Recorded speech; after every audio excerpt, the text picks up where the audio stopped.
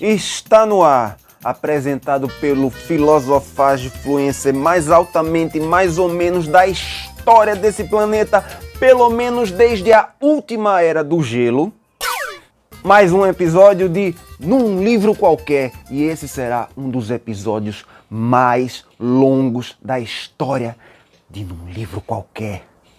E eu apresentarei um livro qualquer, mas que não é tão qualquer assim.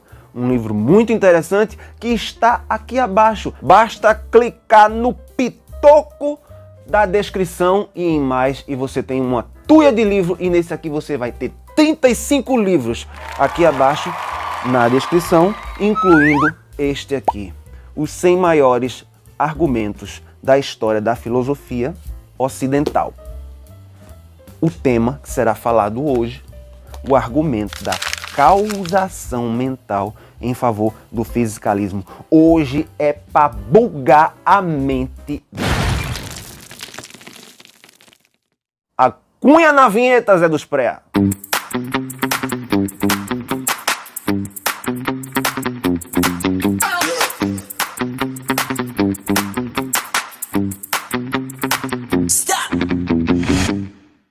E se você ainda não é inscrito no canal, está esperando o quê, papito? Clica no pitoco de se inscrever, clica no like se você gostou, espera até o final do vídeo, se você gostar você dá uma likeada nele e balance o badalo para receber as notificações. Vamos lá, esse tema é complexo. É complexo, eu ainda vou complexificar mais.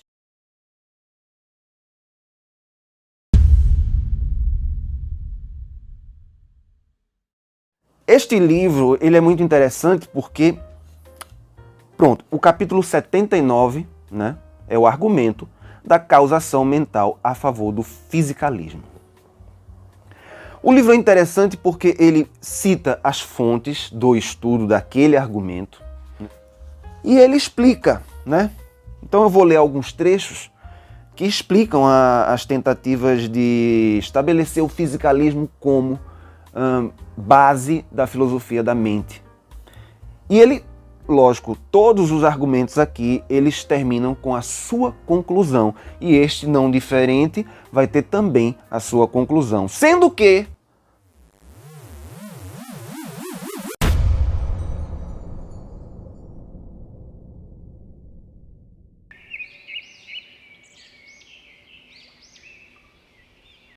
do modo filosofagem fluência de ser, de sempre, é lógico que a gente vai, no final, não vai ficar só com a conclusão. A gente vai colocar uma questão, aliás, várias questões, porque aqui é o lugar das questões. Precisa responder? Depende. Depende, pode ser que se quiser, se tiver uma resposta, responde. Se não tiver, não responde. Comenta aqui embaixo, faça pergunta ou responda. Mas vamos lá. As tentativas de estabelecer o fisicalismo mente e corpo, que é a ideia de que os eventos mentais são idênticos aos eventos físicos, os eventos mentais são idênticos aos físicos, ou seja, os dois são iguais, idênticos. O que é mental é físico e o que é físico é mental. A ideia básica subjacente ao argumento da causação mental a favor do fisicalismo, doravante vai ser chamado apenas argumento da causação mental, é que o fisicalismo é a única explicação possível para a existência da causação mental. A expressão eventos físicos, como é empregada aqui, se refere a eventos em que todas as propriedades são tais que as suas instanciações são logicamente determinadas pelas instanciações das propriedades físicas. Ou seja, resumidamente, a ideia defende que o fisicalismo, no caso, veja bem, fisicalismo é diferente de física. Vamos começar por aqui, antes de aprofundar, porque o negócio é meio complexo. Se já bugou, coloca aí no comentário aí abaixo aí, se já deu bugado, mas continua vendo que aí você vai entender. Voltando à causação mental a favor do fisicalismo, e aí eu vou pegar só o título desse capítulo, que é o capítulo 79 do livro, o argumento da causação mental a favor do fisicalismo, certo? Não é a favor da física, porque a física, ela não trata do todo. Ela não trata do todo. A física trata tão somente do que é observado pela física. O fisicalismo é uma posição filosófica. E ele tem premissas, né? Aí você vai, tem várias partes do livro, tal, bem interessante. Ele tem premissas, como aqui, eu vou colocar aqui. Premissa 1, as ações são causadas por eventos físicos no cérebro. Essa é a primeira premissa, certo? Então, as ações são causadas por eventos físicos no cérebro. Eventos físicos ocorrem no cérebro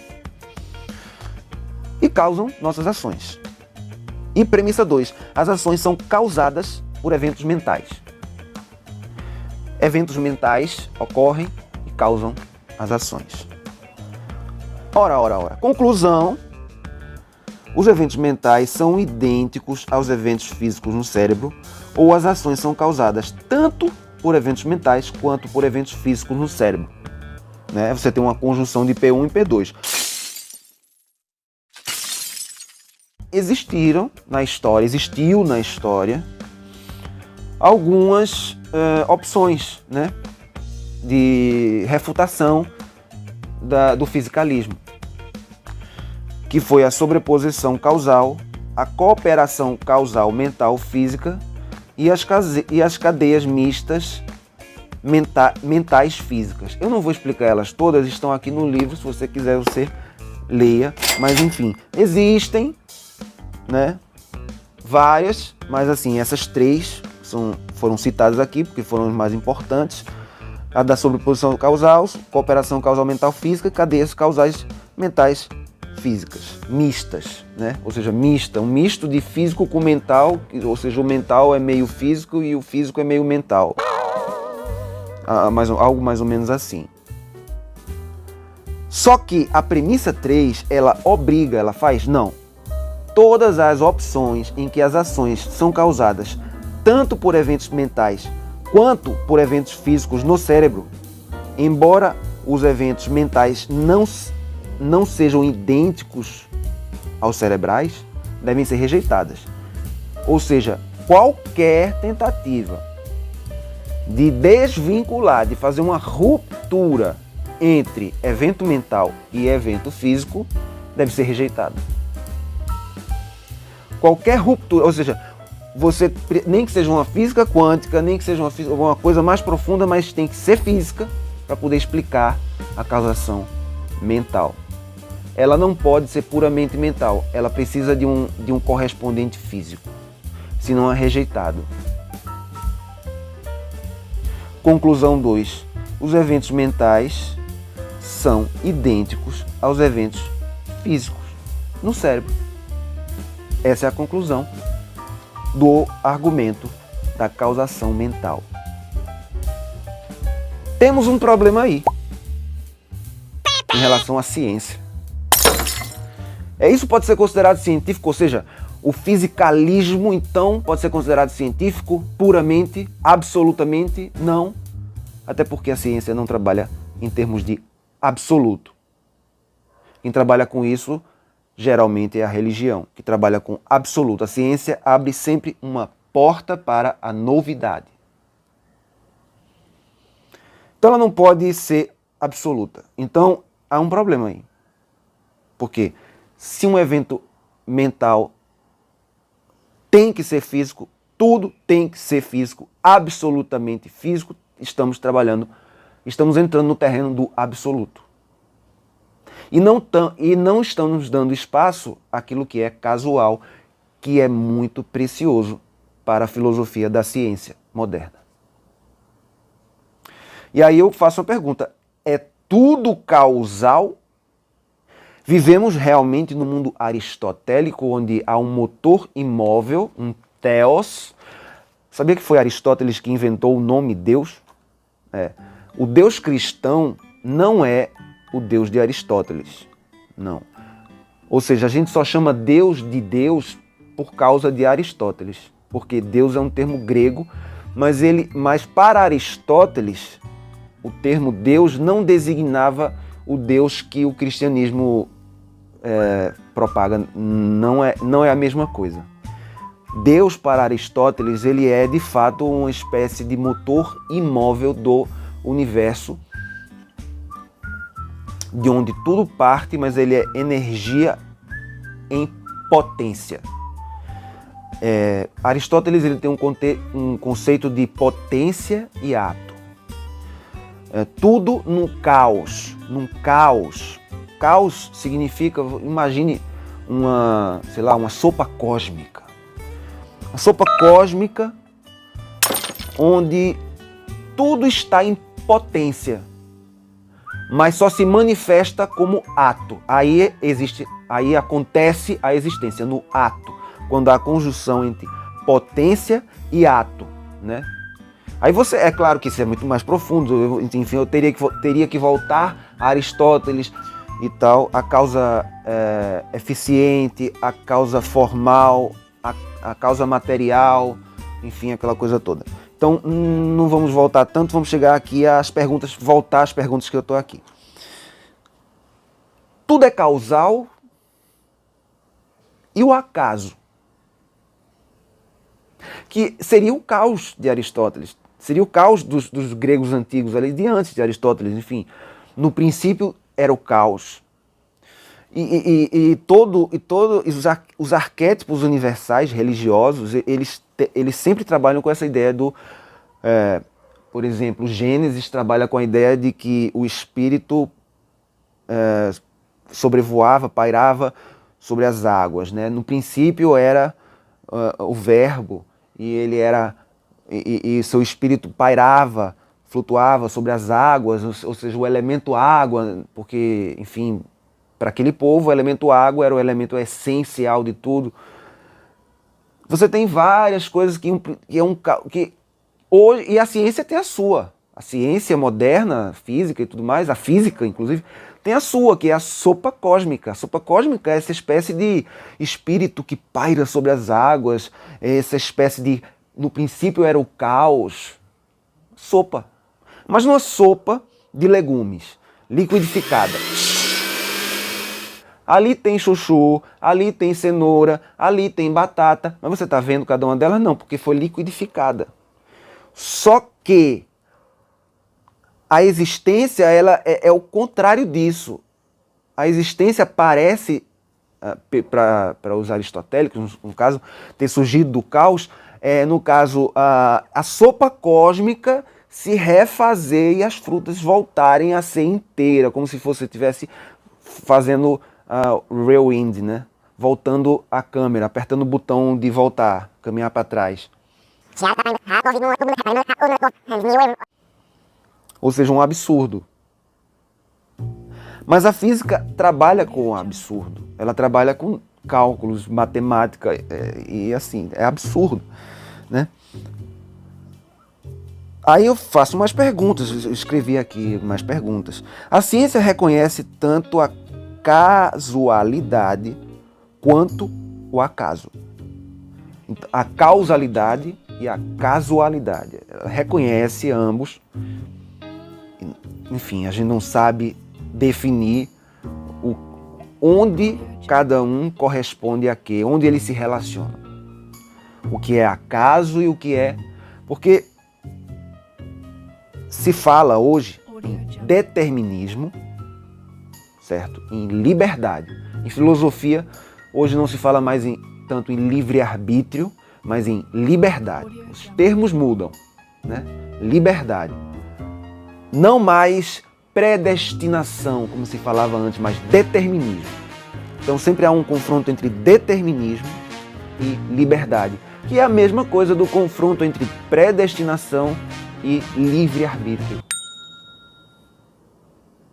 E no fim das contas, sempre se sai em uma... Sempre acaba, é como se acabasse em uma aporia. Aporia, do grego, significa sem saída, sem poros, sem saída. Aporos, aporia. Ou seja, não se resolveu, não se chegou a nenhuma conclusão, a nenhum lugar. O acaso não seria uma ruptura da causalidade? Porque assim, se estamos tratando em causa mental, causação mental, o que é que causa tal efeito? ainda estamos na sequência lógica de causalidade. Então não estamos... se você não admite uma ruptura, significa que você não admite a casualidade. Ora. Mas tanta gente defende a casualidade das coisas, a casualidade da singularidade, por exemplo. Detalhe importantíssimo. O acaso é necessário para a liberdade, filosoficamente falando. O acaso, a causalidade, ela impede a liberdade. Ela é um impeditivo da liberdade. Ela é um ciclo obrigatório. Causa, efeito, obrigatório. Ou seja, liberdade necessita de acaso. Porque o acaso é a possibilidade de escolha, de mudança, da singularidade. Inclusive, a própria singularidade tem que ter os dois. A causalidade e o acaso. E esse é um dos maiores paradoxos da história da filosofia até hoje. A casualidade da singularidade do universo, aquela coisa toda, enfim, singularidade, para quem estuda física sabe o que é singularidade, né? Filosofia também tem singularidade. Na mente, aí a filosofia da mente, tal, trabalha com a mesma coisa. Por isso, a física, aí você vê, fisicalismo, é estudado pela filosofia da mente, mas tem sempre há uma correspondência, sempre há um diálogo com a física, mesmo a física. Só que em níveis cerebrais, a física, ela não chegou tão fundo para conhecer o cérebro de uma maneira tão profunda, em nível subatômico, como conhece fora do cérebro. Porque seria necessário um colisor de partículas no cérebro. Você não ia querer ter um colisor de partículas no cérebro. Então assim, colidem as partículas longe do cérebro, saca? Você colidir átomos é bronca. Não é uma boa ideia. Você já ouviu falar em bomba atômica? Bomba atômica é colisão de átomos. É uma coisa catastrófica. Então assim, ter uma bomba atômica no cérebro não é legal. Por isso que assim, a gente não conhece o nível subatômico do cérebro. A gente conhece, por exemplo, as melhores máquinas de ressonância magnética, elas vão... Tem os pixels aqui da tela, os pixels. Os pixels são em 2D, né? É chapado, né? Sim, chapado, né? Os pixels. Existe uma estrutura chamada voxels, que é os pixels, sendo que tridimensional. Então é possível ler o cérebro de maneira tridimensional hoje. Existem aparelhos ou é de ressonância magnética, ou eu não sei direito qual o nome, ou é tomografia computadorizada, não sei qual. Eu sei que tem um tipo de aparelho, tem até um livro que fala sobre isso, vou colocar também aqui abaixo, que você lê o cérebro em estruturas bem minúsculas, que são voxels, e consegue até ler certas ondas cerebrais, só que não com a velocidade quântica. Ou seja, a gente não consegue ler o nosso cérebro ainda em nível quântico. Não consegue, porque ninguém vai meter um colisor de partículas dentro do cérebro. Você colocaria um colisor de partículas no cérebro para colidir os átomos e aí você explode cérebros e aí descobre qual é a coisa quântica dentro do cérebro. É isso aí, o jeito quântico. Tem um monte de guru quântico dizendo assim, use o poder quântico do seu cérebro. Não aconselho, não é legal. Mas enfim, há vários argumentos também contra o fisicalismo na filosofia. Aí já estamos saindo aí da física quântica, já estamos voltando um pouco mais para a física clássica mesmo, porque você já viu que a física quântica é um negócio muito doido. E tem um argumento a favor do monismo anômalo. É muito problemático esse monismo. Porque a gente sempre... Porque assim, pensar de modo monista absoluto seria pensar o universo inteiro, todo uma coisa só. Você... Eu sou você, eu sou todos. Eu sou todas as coisas que estão aqui. É complicado o monismo. E aí não tem fora nem dentro. Isso é um monismo absoluto. Não tem fora nem dentro. Não dá, é difícil pensar dessa forma. O nosso cérebro não consegue imaginar, porque é roubar de você a sua subjetividade.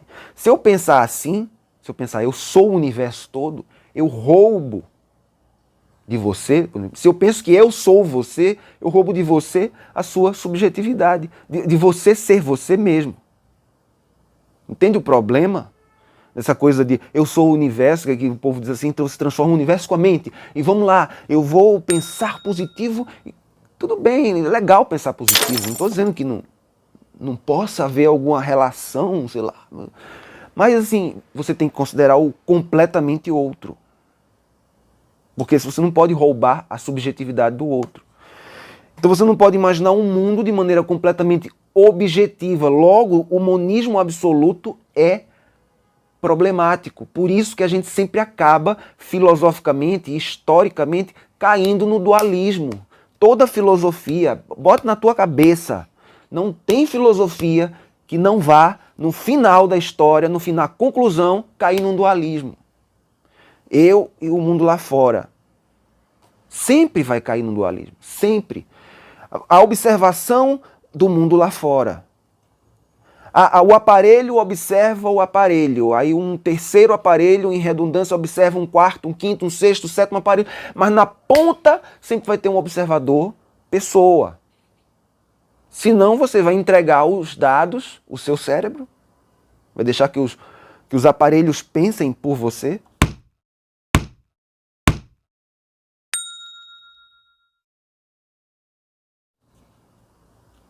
Ou você quer pensar por você mesmo? Se você quer pensar por você mesmo, então você tem sua singularidade, tem que admitir a subjetividade. Você não pode olhar tudo de maneira objetiva, tem que admitir a subjetividade. E a subjetividade acaba sendo uma ruptura. O fisicalismo absoluto acaba sendo rompido de alguma forma. Já tentaram, aqui tem vários outros argumentos, como o do morcego cego, por exemplo, que é muito interessante. Você já imaginou como é ser um morcego usando um sonar? Porque você sabia que eles usam um sonar? Eles fazem um barulhinho, e aí eles são cegos mesmo, eles não enxergam o morcego. Então eles se desviam dos obstáculos a partir do sonar. Eles ouvem o negócio, a onda sonora bate no negócio, volta e tal. Você consegue imaginar essa experiência? Bom, existe uma história do menino morcego, você já ouviu falar, que é um rapaz, um garoto americano, já deve ser adulto hoje, que é cego e que anda de bicicleta fazendo ruídos e consegue desviar de jogo que nem um morcego faz. Só que ele não é um morcego, então ele não tem como imaginar como é ser um morcego. Primeiro que ele não voa. Ele não voa. Senão seria o primeiro humano a voar. Aí seria massa, né? Imagina voar. Seria legal. Voar sem precisar de avião. Isso é legal, mas não. Ele não voa. Ele só anda de bicicleta. Mas, porra, caralho, um cego andar de bicicleta é bacana, né? Já é um grande avanço. Mas voar, ele não voa. Então, ele não sabe como é ser um morcego. Logo, ser morcego é uma experiência única da subjetividade do morcego. Sacou?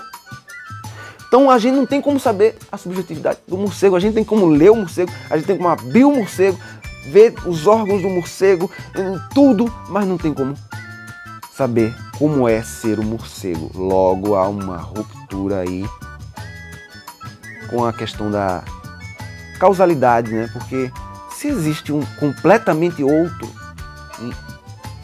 experiencialmente morcego, na sua experiência morceguística de ser e existir, pensar da forma de um morcego, do jeito de um morcego,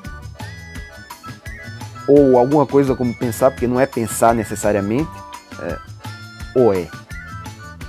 Aí surgem muitas perguntas. é uma experiência altamente subjetiva. Não tem como ser lida com objetividade. Por mais que você leia, vai ser a sua interpretação sobre o que é aquilo. Não vai ser a experiência de ser um morcego. Vai ser uma leitura dos aparelhos. Entende? Filtrada pelos seus 5 sentidos. Você só tem visão, audição. Você não vai cheirar um morcego, que eu não acho que não cheira muito bem. Cheirar um morcego, você abrir, né? E ainda mais um morcego morto lá, você queira cheirar um morcego, acho que não vai ajudar em nada.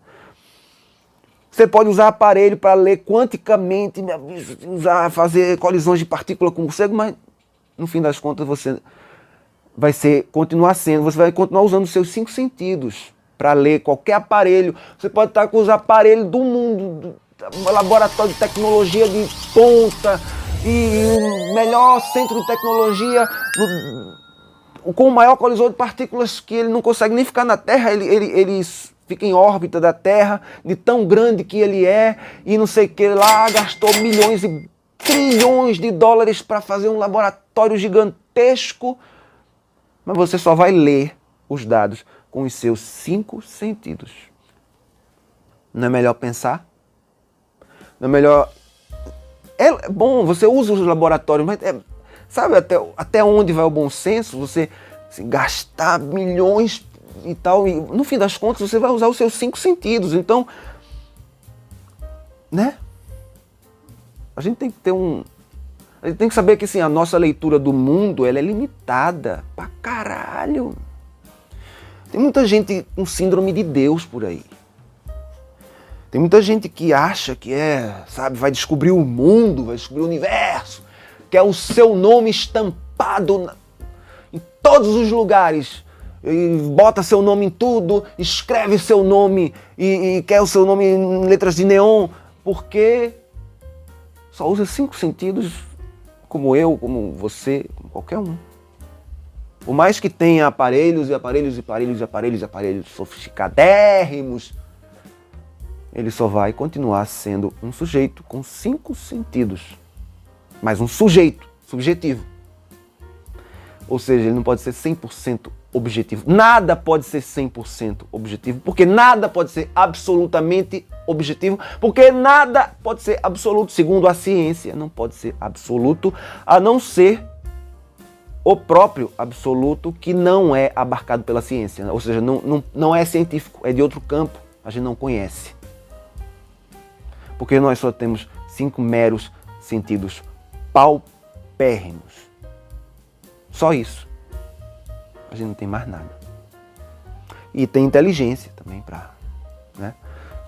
Não viajar na maionese, não querer fazer de um conhecimentozinho, sei lá, que a pessoa tenha, descobrir uma coisa nova, tal, querer brilhar mais que os outros, né? Acho que a humildade é importante. Olha como até na física, falando em termos de física, tal, você sempre cai na ética. Todos os filósofos caíram na ética, sempre. Por quê?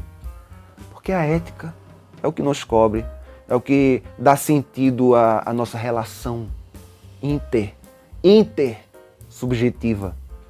E aqui no livro tem filosofia da linguagem também, que é importante. Linguagem. Porque tudo isso só pode ser passado graças à nossa capacidade de comunicação via linguagem, via palavra. E aqui tem filosofia da linguagem, aqui tem filosofia de tudo. Vou até ler tudo, olha, tem o nome do canal, né? Mas o nome desse livro não é filosofia de tudo não, mas tem um livro filosofia de tudo também, está aqui do lado aqui para você. Enfim, tá. Aqui tem filosofia da religião, ó, 5 vias de Tomás de Aquino, o argumento cosmológico, o argumento Calam para a existência de Deus, o argumento ontológico, um monte de argumentos. Você vê, todo mundo ganha no argumento, basta saber botar P1, P2, P3, C1, C2, conjunção, disjunção, verdadeiro, falso, pronto. Respondeu. Tá vendo como é? Fácil, todo mundo ganha no argumento. Tá vendo? É fácil ganhar argumento? É muito fácil ganhar no argumento. Agora, ser um vencedor na vida de fato, né? Um bem-aventurado, um feliz, aí é um pouco mais difícil. fácil ganhar argumento assim, muito fácil. Todo mundo aqui ganhou os argumentos, né? Aí você tem argumento, metafísica, ó, já sai da religião, mas tem uma paquerinha com a religião, né? Metafísica, que vai além da física. Começou com Aristóteles. Mas é um campo que assim já era analisado antes, de uma forma um pouco menos... Não tinha esse nome. Na época não tinha esse nome. Parmênides e a refutação da mudança. O argumento Berkeley, né? O argumento magistral a favor do idealismo. Kant e a refutação do idealismo. Kant, Immanuel Kant, grande, eu já falei sobre ele. Tem mais o que vamos botar aqui, epistemologia, ó. Aí, epistemologia, ética. Ética tem um monte de coisa de ética muito bacana aqui, tem várias éticas, inclusive. Ética não é um campo assim, não existe uma unidade absoluta na ética. A ética, a própria ética, Hegel, ele não tratava ética com essa palavra, ele usava mais eticidade. Né? Mas tem aqui a ética de Aristóteles, né? Tem a ética de Kant, né?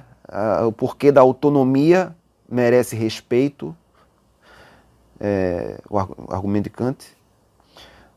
Tem John Stuart Mill, tem o argumento da teoria do erro, tem Robert Nozick, né? O argumento de que tributação é trabalho forçado.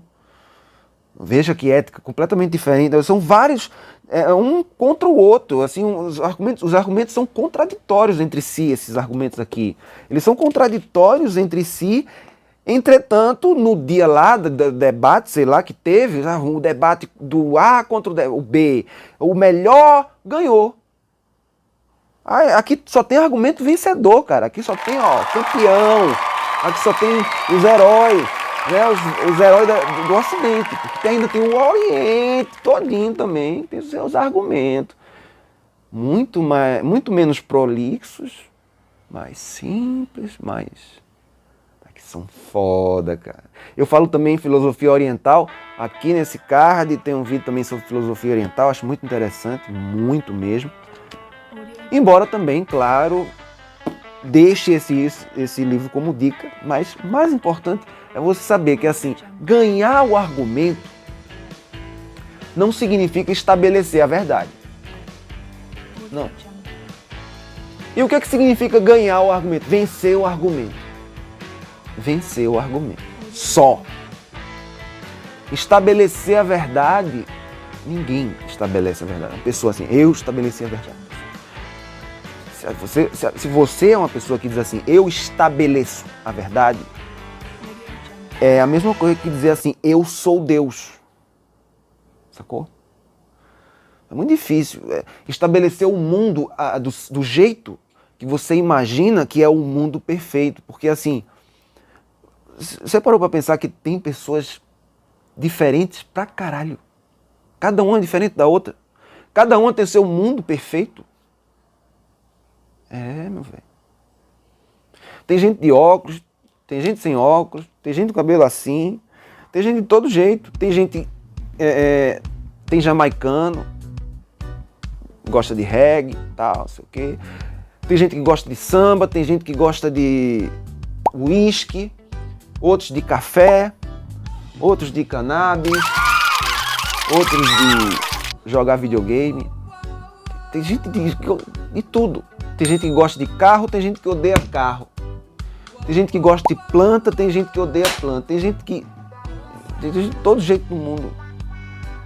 Bilhões, são 7 bilhões de completamente outros, subjetivos, com sua subjetividade. É necessário comunicação. É necessário... Não adianta impor nada. A imposição ela é perdedora, porque ela faz o mundo voltar contra você totalmente. Você impõe demais, em excesso, todo mundo percebe, você acaba sendo derrubado pela sua própria imposição. Ninguém tem autoridade para impor uma verdade. Segundo o próprio Cristo Jesus, sabia? As pessoas não creem nisso. É engraçado, é muito massa, é muito interessante, porque assim, todo mundo geralmente diz ser cristão. Não sei o que tal, sou cristão, creio em Deus Pai. O sangue de Cristo tem poder, o sangue de Cristo tem poder, não sei o que. Mas na hora que o bicho pega mesmo, não acredita em porra nenhuma. Não crê em porra nenhuma, só diz porque pega melhor, sabe? É bom acreditar em alguma coisa para os outros, assim, para não ser mal visto. Só que o Jesus, né, que tão pregado, não sei o quê, o povo grita nas praças, gritando, babando. Na hora H, ele diz: ama o teu inimigo, ama o teu inimigo, ama o teu inimigo. E a pessoa não é capaz sequer de ouvir um fora, uma coisa, já fica com o ovo virado, já se irrita com qualquer coisa. Não é capaz de ouvir um discurso adversário, não é capaz de ouvir uma objeção ao seu discurso, porque o seu discurso é o melhor. Mas diz que crê, que ama muito. Eu vejo na rua, um monte de gente na rua ama, aceita essa desigualdade toda assim e ama. Não, amo muito. Amo todo mundo. Eu sou uma pessoa pacífica, do bem, amo todo mundo. Eu juro que eu amo todo mundo. Juro que eu amo todo mundo. Ama. Mas a mão não abre para nada, né? É sempre ganho, lucro, vencer. Eu sou o vencedor, eu sou o portador da verdade. Eu venci, eu ganhei, eu conquistei. E conquista mais. E não vê a desigualdade acontecendo, ou sempre quer fugir do tema, não quer. Não, quando o tema é desigualdade, o negócio é comunista, né? Pode falar em desigualdade, não. Não, estou falando em Jesus. Jesus é comunista. Então, porque assim, aceitar, você assim, passar, sabe? Ninguém, as pessoas estão lendo esses cristãos de hoje. Será que eu fico pensando, será que os cristãos hoje leem o negócio, aquela parábola do fariseu que passava pelo samaritano, do outro lá, primeiro foi o doutor da lei que passou, depois foi o discípulo lá do doutor da lei, passou atrás. Aí passa pelo samaritano e deixa pra lá o samaritano. Ouviram falar nisso? É uma parábola. Lê, procura. Parece que não andam lendo isso, porque estão se comportando assim. A gente vê por todo lado. As pessoas que se dizem autoridade e tal, olham para a desigualdade e tratam indiferente, como se não tivesse acontecendo nada. Olham para as guerras e não chamam de guerra. Não é guerra. Ainda tentam justificar. Não, é porque... Caralho, porra. Guerra é guerra. É para ser chamada, é guerra. É mal. Não existe justificativa. Tentar justificar é cair no abismo. E as pessoas assim, que querem cair no abismo, aceitam. Ah, não, é desigualdade social. Não vou falar disso, isso é um problema dos outros, não é meu. E a desigualdade aumentando daqui a pouco é um problema seu. Pois é. Filosofia sempre cai em ética. Infelizmente, eu tenho que falar de ética, porque, enfim, acaba sempre tendo que falar em ética. Pois é, até hoje fica por aqui mesmo, Filosofagem Influencer, falei tudo, já falei. Se inscreva no canal se você gostou, mais uma vez, clica no pitoco para se inscrever. E ficamos por aqui. Hoje foi longo, porque eu queria fazer um vídeo longo mesmo, mais longo da história da série num livro qualquer, não o mais longo do Filosofia de Tudo. O mais longo de Filosofia de Tudo é esse aqui, tá aqui. Quer dizer, não, na tela final, vou botar na tela final. Na tela final. Pois é. Beijo. Fui.